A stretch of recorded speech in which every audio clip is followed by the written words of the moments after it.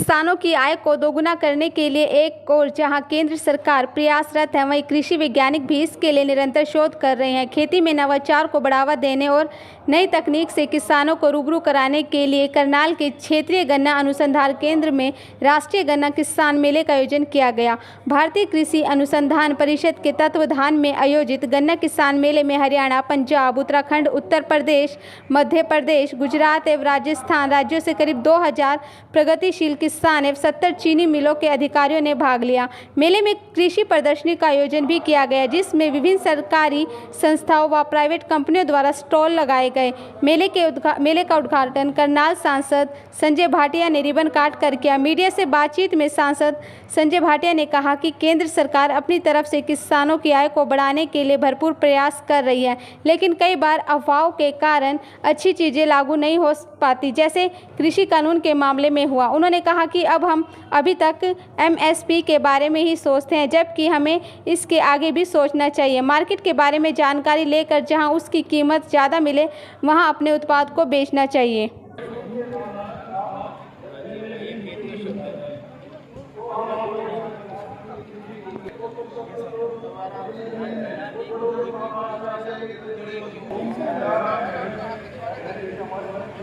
तो जी वो है किसान यदि है तो मिल है, हम सभी उसी की किसान पर आधारित है। हमारा जो था कहानी से ये वो जब आप नवंबर में आती थी तो हमने कहा कि इसको एरिया को 90% से कुछ कम लाए। आज भी किसान भाई 119 यदि कोई लेना चाहे तो ये अनुमोदित किस्म है, लेकिन किसान है अनुमोदित किस्म तो सभी को लगाने की आपको इजाजत है। और किस्म अभी इन्हीं सफरों के साथ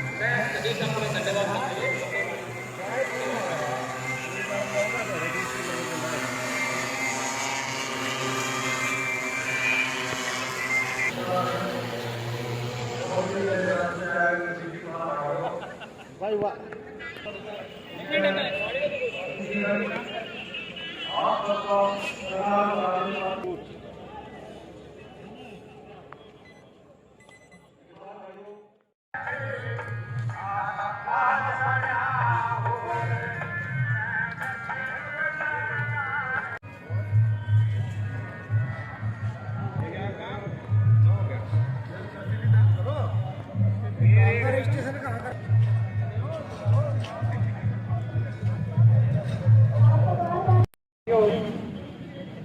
इतना बड़ा सुंदर का तो बात अपना बड़ा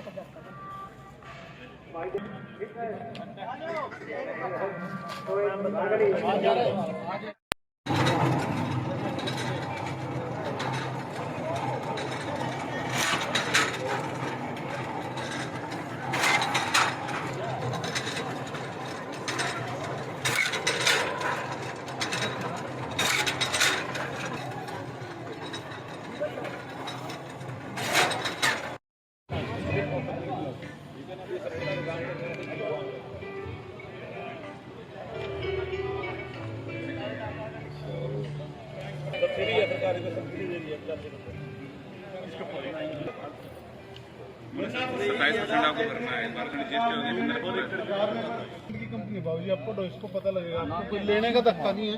आप देखो बस इसमें क्या है, ये तो यही रख वही है। हाँ जी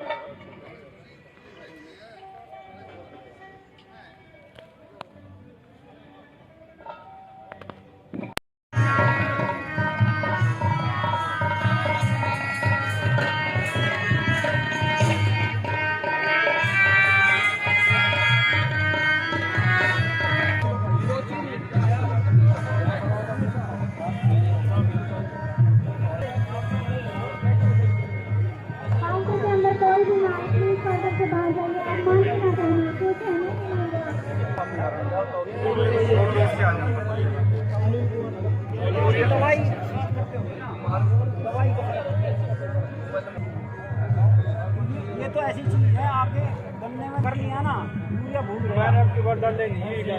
अरे ये वो महंगा वाला कहाँ भाई। हरियाणा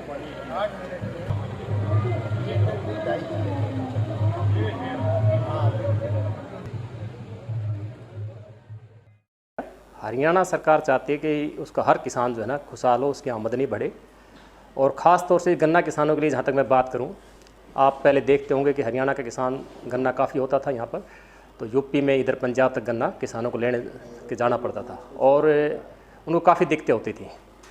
तो ये सुनिश्चित करने के लिए कि हरियाणा के किसान का सारा गन्ना समय पे आपका पिड़ाई हो और उसको बाहर जो है ना लेके जाने में कोई परेशानी उठानी, उसके मद्देनज़र पिछले गत वर्षों में, ये कहें पिछले 3-4 वर्षों में जब से ये गवर्नमेंट आई है, इन्होंने मिलों की जो है पिराई क्षमता, जो लगभग पहले 2.5 लाख क्विंटल जो थी आपके प्रतिदिन की क्षमता थी, पीड़ती थी, वो लगभग अब आपकी 3 लाख से ज़्यादा की पिराई क्षमता इन्होंने की है। मैं एक कहूँ तो लगभग 5500 TCD की इन्होंने कैपेसिटी इन्हांस की है। उससे का परिणाम ये रहेगा कि लगभग किसान को 80 से 85 लाख क्विंटल गन्ना अतिरिक्त पिरा जाएगा हरियाणा का, जो कि पहले इधर उधर जो है ना दूसरे राज्यों में जाता था और किसान की पेमेंट में भी दिक्कत आती थी और काफ़ी जो है ना इंसिडेंट भी हुए दूर दराज में। तो उस समस्या को दूर करने के लिए सरकार ने काफ़ी प्रयास किए और बड़े चरणबद्ध तरीके से, अभी आपको देखा होगा कि आपके करनाल की पिराई क्षमता जो है नई मिल लगाई है 3500 TCD की।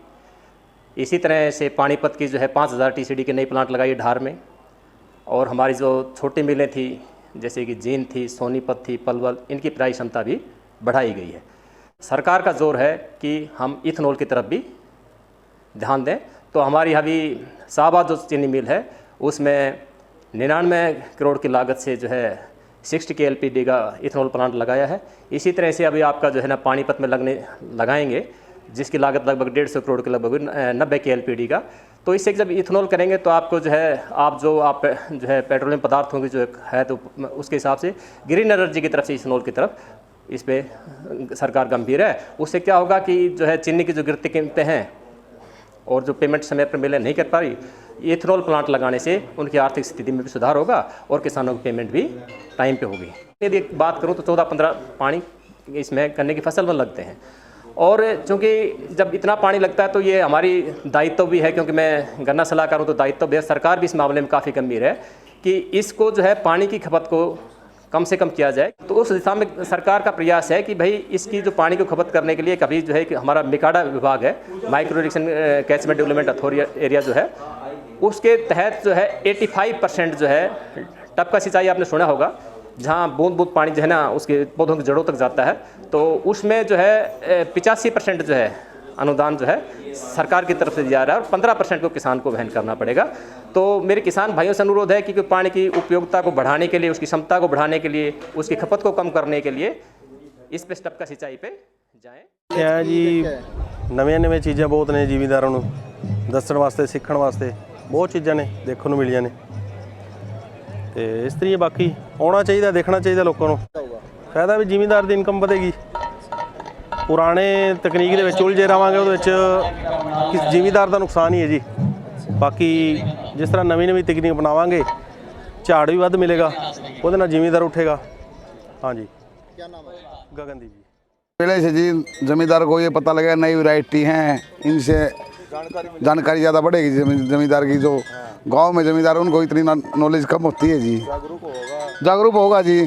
गंडे बारे में कोई बीमारी आवा है, कई वैरायटियों में बीमारी ज़्यादा हो रही है, तो इन वैरायटियों में जी बीमारी, नई वैरायटियों में कम बीमारी बतावा हैं, तो ज़मींदार ने पता लगेगा इस बारे में जी। तो हम और ज़मींदारों को, भाइयों को बताएंगे इस बारे में कि भाई ये वैरायटी वो और आगे ये वैरायटी ऐसी है, ये वैरायटी ऐसी है जी। तो नई मशीनें भी आई हैं कई तरह की, वो भी जी देखी है हमने, बता रहे थे। उन टेक्निक से भी हम 1-2 किले एकड़ में शुरू में बो के देखेंगे जी। अगर ठीक निकलेगा तो आगे बोएंगे। क्या नाम आपका? सुरेंद्र है जी, महम से।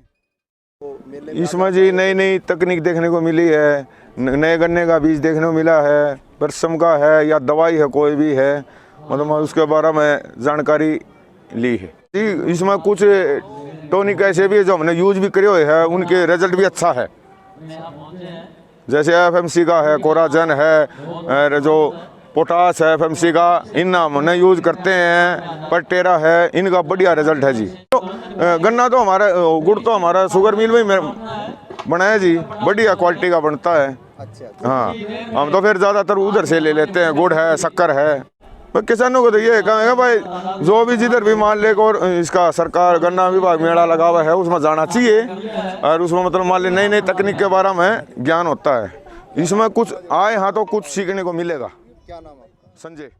मेले का उद्देश्य ये है कि हमारे किसान भाइयों को अधिक से अधिक जानकारी, गन्ना का सीज़न जो चल रहा है अभी, ऑटम सीज़न की बिजाई शुरू होनी है, इसके पहले ही हमने किसान भाइयों का मेला किया है कि हम नई नई तकनीक, नई प्रजातियां और नई जो प्रजाति हमारी CO 15023 अभी वर्ष 21 में रिलीज हुई है, उसकी खेती कैसे करें, उससे किसान भाइयों को अवगत कराने के लिए विशेष व्यवस्था की गई है।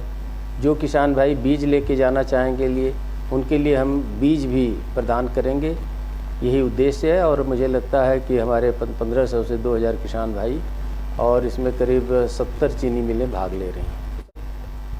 अनुसंधान का विषय ही अब हो गया है कि जलवायु परिवर्तन को ध्यान में रखते हुए अनुसंधान किया जाए। हमारे भारतीय कृषि अनुसंधान परिषद ने यह निर्णय लिया है कि हमारे सारे वैज्ञानिक अब जो भी कार्यक्रम करेंगे जलवायु आधारित कृषि पर और जलवायु जो क्लाइमेट रेजिलिएंट वेराइटीज़ को निकालें, तो सारे हम सभी मिलकर क्लाइमेट के ऊपर ही रिसर्च करके उसी के अनुरूप पैकेज एंड प्रैक्टिस तैयार करते हैं। तो जो नई वैरायटी आपने बताई उसकी क्या खासियत है? हमारे केंद्र की एक वैरायटी CO 0238 जो वर्ष 2009 में उत्तर भारत के लिए अनुशंसित की गई थी, तो अभी तक उस वैरायटी ने हमारे चीनी मिलों को और हमारे किसान भाइयों को काफ़ी लाभ दिया है।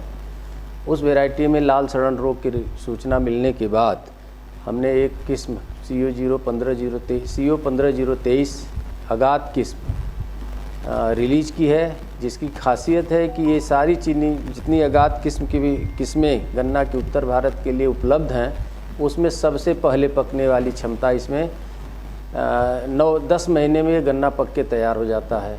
अगर सारी चीनी मिलें गन्ना की पेराई जब 15-0-23 की करेंगे तो 1 महीना पहले हमारी चीनी मिलें चल सकती हैं, अक्टूबर के महीने में। और इसमें खासियत ये है कि इसमें वज़न भी बहुत है, किसानों के लिए भी बड़ी कारगर है और हमारी चीनी मिलों के लिए बहुत सारा इसमें चीनी भी है और इसमें ऐतिहासिक चीनी है, इतना अभी किसी वैरायटी में इतनी चीनी थी नहीं।